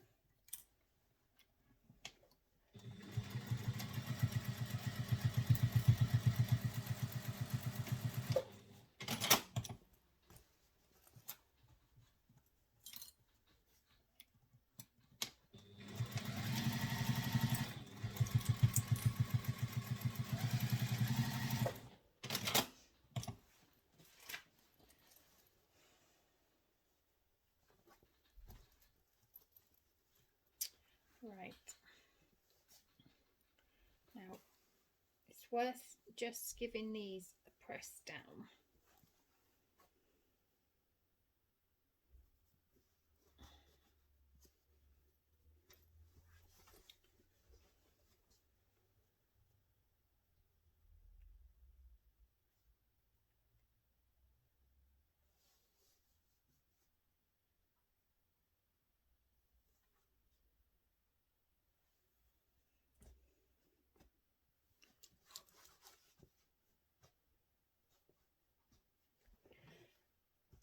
So now we have our finished interior and our finished exterior. So the next step is to put the bag together. So what we're going to need to do is turn the interior right side out and the exterior wrong side out. So when you slide it in, right sides are together. So you slide it in, and your best bet is to line up your middles. Because your side seams aren't going to match up.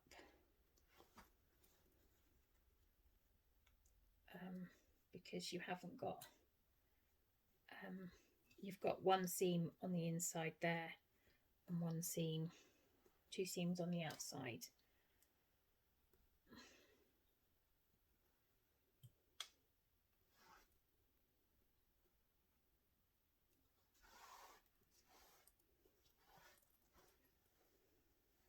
Also, you want to make sure that you have left your external back zipper pocket open, otherwise it's going to be difficult to turn. You also want to make sure any D-rings are just pointing downwards, so they don't get into the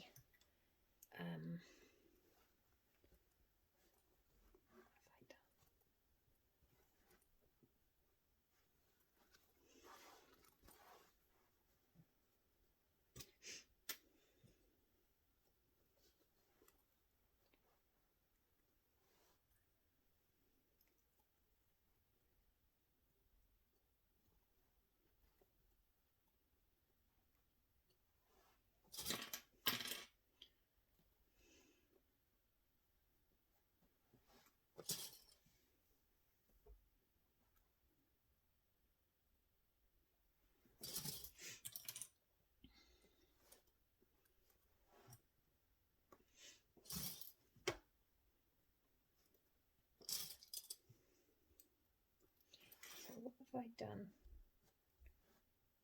Ah, there it is. Phew, thought I'd lost loads of the bag then. Oh dear, panic over. Oh, I thought I was about 6 inches short then.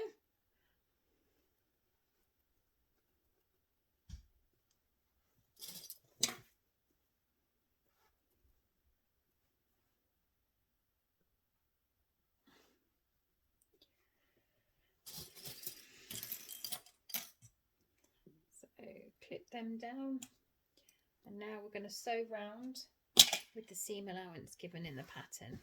So you can see it's all joined round. We're now just going to sew it with the seam allowance stated in the pattern.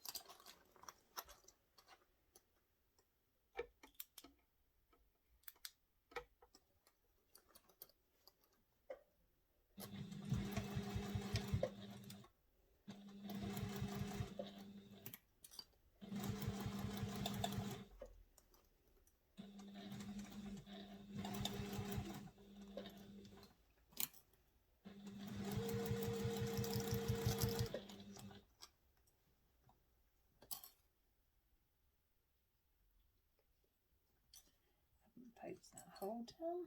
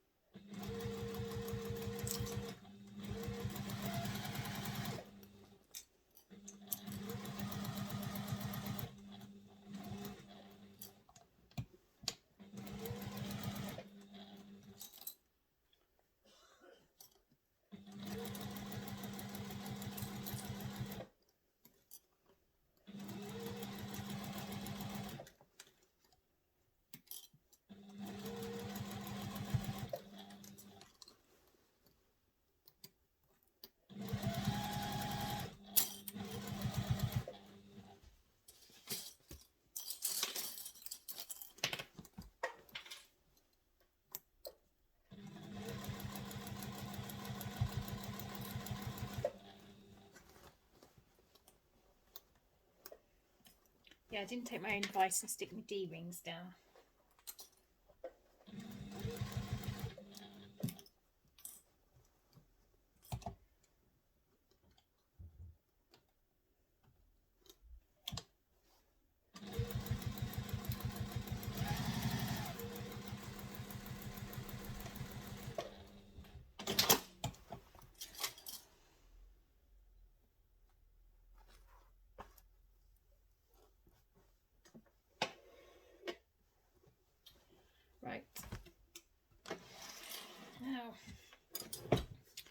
moment of truth.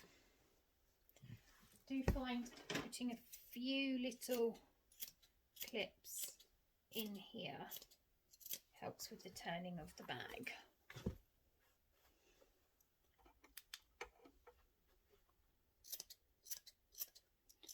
It looks like it's going to rain just in time for the school run.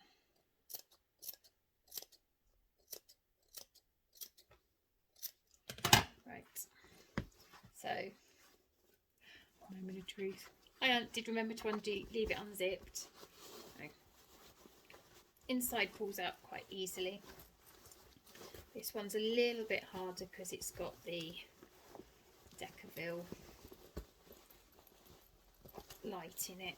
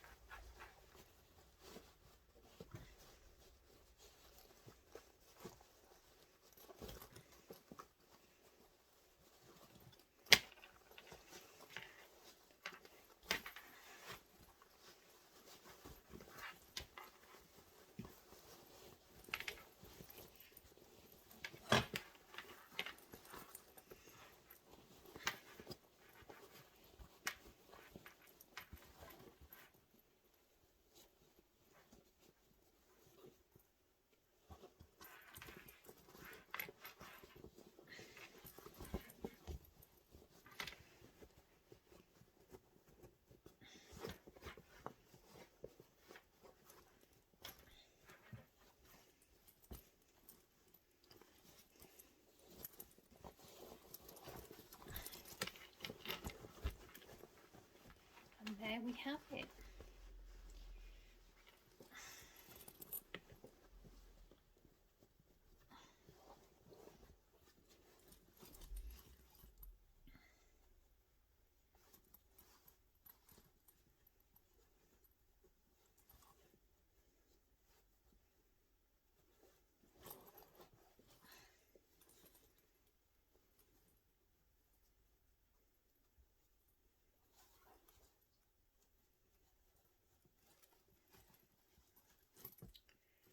Give it a good press, and then we can close up the pocket and top stitch.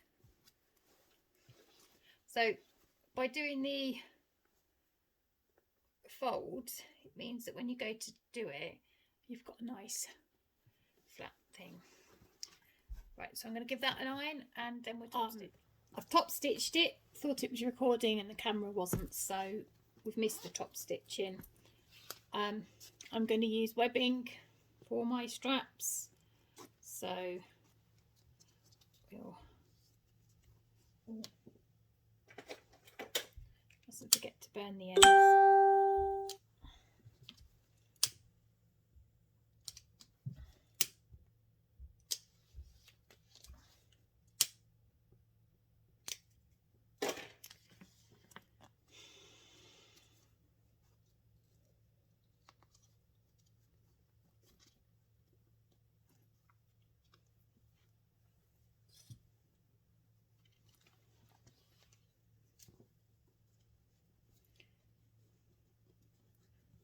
Missed an end.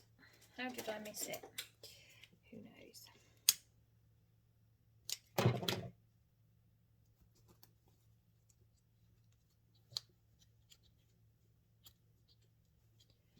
These are slightly wider than 1 inch, but I only have 1 inch hardware, so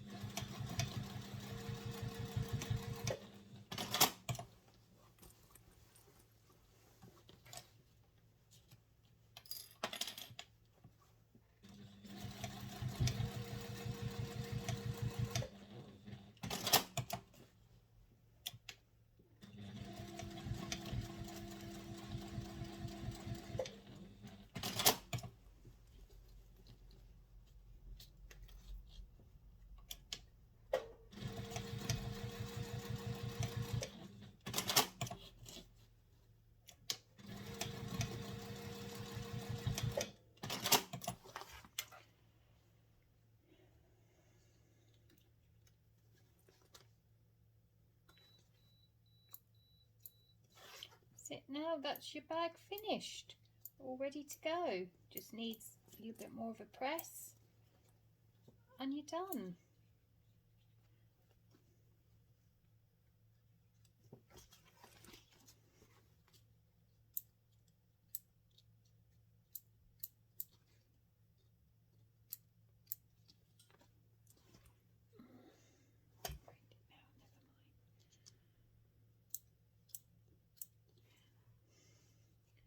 Somehow I've managed to do wonky stitching.